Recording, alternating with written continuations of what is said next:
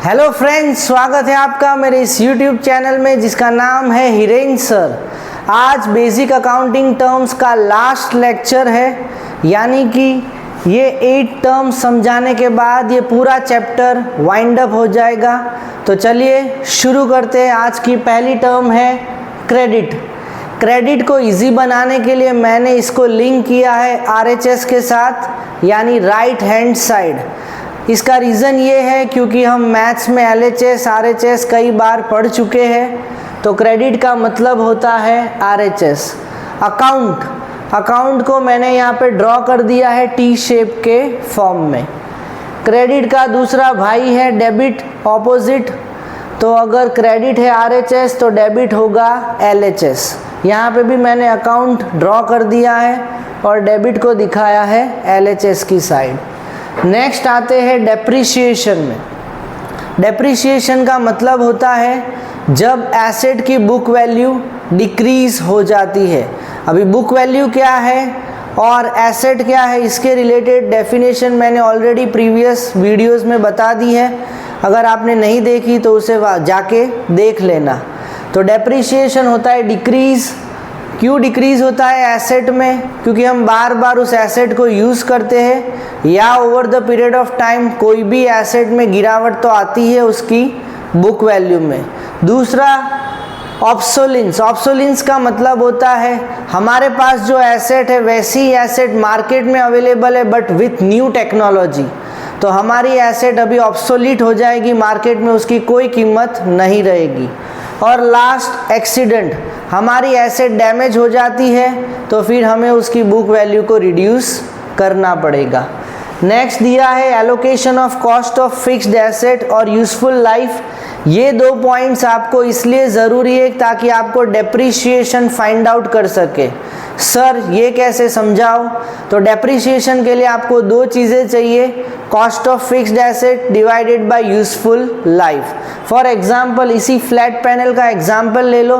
मान लो कि इसकी कॉस्ट है 1 लाख रुपीज़ और मैं एस्टिमेट करता हूँ 5 इयर्स तक मुझे बेनिफिट देगी। So you divide 1 lakh by 5, you get 20,000। हर साल आपको 20,000 से के रेट से इस फ्लैट पैनल को डिक्रीज करना है।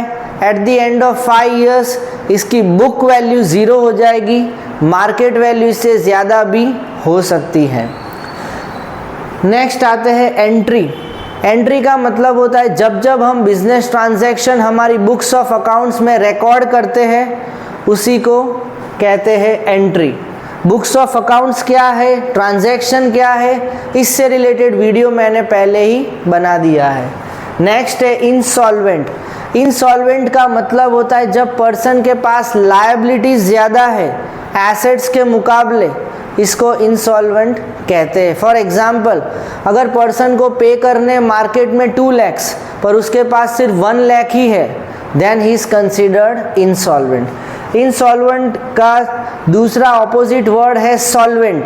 सॉल्वेंट का मतलब होता है जब पर्सन के पास एसेट्स ज़्यादा है वर्सेस लायबिलिटीज़, यानी कि एसेट्स 2 लाख से लायबिलिटीज़ 1 लाख है, इसको कहते हैं सॉल्वेंट। Next proprietor. प्रोप्राइटर का दूसरा नाम है owner.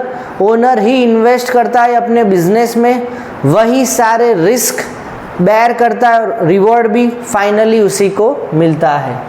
Last but not the least financial statement, जिसको हम फाइनल अकाउंट्स में सीखेंगे towards the end of class 11th। इसमें हम 1 स्टेटमेंट और 2 अकाउंट्स बनाएंगे, प्रॉफिट एंड लॉस, उससे पहले ट्रेडिंग और बैलेंस शीट।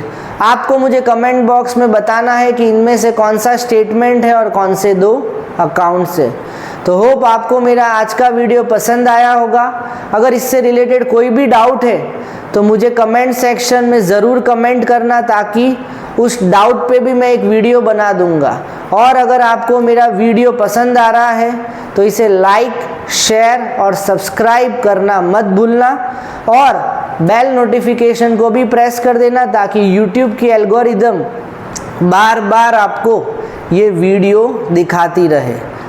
तो आज के लिए बाय।